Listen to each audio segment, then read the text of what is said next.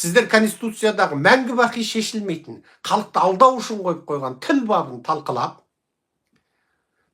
талқылап, шаханнан қалған тулақтың жан-жағын жұлғылап жатқан кезде, шаханыптан қалған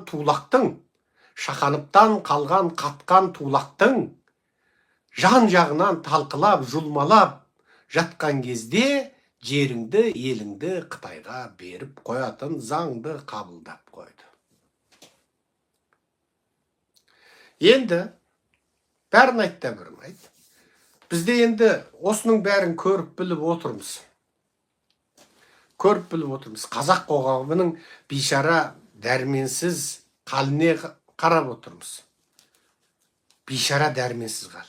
Сол тіл деп шырылдаған бейшаралар мына Қытайдың елді алып қойып жатқандығы туралы бір ауыз айта алмай тұр.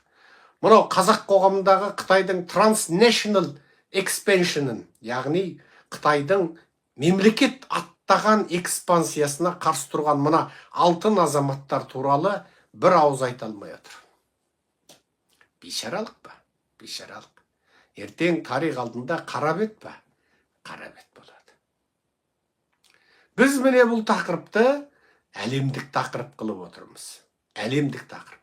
Бұған арнайы атта қойылды. Chinese Transnational Repression. Қытайдың мемлекет аттаған репрессиясы. Көрдіңіздер ме? Бұл кәдімгі халықаралық терминология болып қалыптасып қойды. Бірден осы Transnational Repression деген кезде, яғни трансұлттық репрессия деген кезде, біздің осы тема шығатын болды. Міне.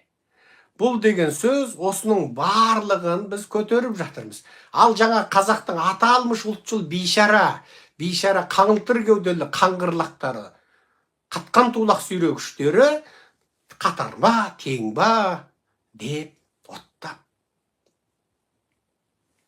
былжырап жатыр. Мен бірақ нәрсенің жауабын айтып қойдым да.